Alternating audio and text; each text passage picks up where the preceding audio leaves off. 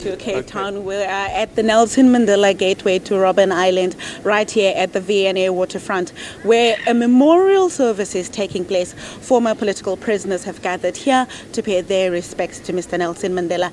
In the background where I'm standing is a place known as Jetty One. Right there is a place where political prisoners used to be loaded onto a ferry going to Robben Island. I'm now joined by one of those political prisoners, Mr. Lionel Davis, who was also at Robben Island for a number of years. So take us through the number of years you were at Robben Island. I was on the island from April 1964 until April 1971. That was my sentence, 7 years. What was the experience like there? We hear about it in writings and documents, but it's something else to hear it from somebody who lived the experience. Conditions were harsh. In the first place, there was discrimination in food and clothing, depending on whether you were classified colored, Asian, or you were classified as black. In fact, black prisoners, fellow prisoners, were given worse food than coloreds and Indians. And we had to break through that. Conditions were harsh. The prison guards were brutal, vindictive, petty, and they made our life hell. Mr. Davis, you look just like me to the naked eye, but what were you classified as? I was classified as colored. I could have been classified as black, but the stroke of a pen, I was classified colored. They said I'm of mixed race, as if we are not all of mixed race. Mr. Davis, I understand you were in the same section with Mr. Mandela at Robben Island. Did you get to interact with him despite the classifications and race? In fact, except for food and clothing in the beginning, we learned to live together as South Africans. This is where we embraced each other. We had very different political persuasions, but we also realized for our sanity, for our well-being, we had to somehow overcome those differences, and we learned to agree to disagree politically without becoming enemies.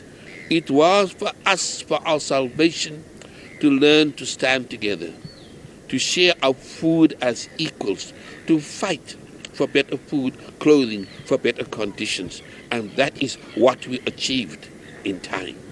What were those political differences that you had to agree to disagree on about? Well, we came from very different political persuasions. They were members of the Pan-Africanist Congress. They were members of the ANC. They were members from the New Unity Movement. They were members from the Communist Party, from the Indian Congress. They were different political persuasions, and we all did not agree, fundamentally disagreed. But we also realized that that disagreement would lead to disunity and would make it easier for the authorities, for the government to break our spirits. Mr. Davis, as you've now gathered here today as former political prisoners who were at Robben Island to honor Mr. Mandela, what is it that you would like to share with South Africans, but also people who have come here, about your experiences with Mr. Mandela?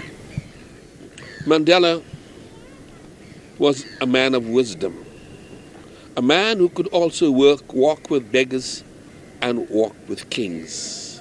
It's the qualities that he brought to the surface on Robben Island, that regardless of whether you were highly educated or whether you were uneducated, he would embrace you. He would talk to you as an equal. He was not patronizing. He embraced you as an equal. You could go to him with your problems.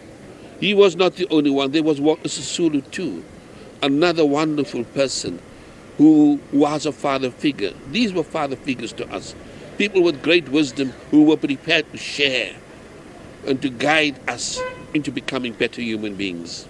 Mr. Davis, thank you very much for sharing your experiences at Robben Island. That's Mr. Lionel Davis, who was also a political prisoner at Robben Island, who lived in the same section with Mr. Nelson Mandela. He's come here at the Robben Island getaway, at the Nelson Mandela getaway to Robben Island rather, to celebrate but also honor and pay his respects to Mr. Mandela. We'll bring you more of the events that are happening later here in the day. For now, let's go back to Johannesburg.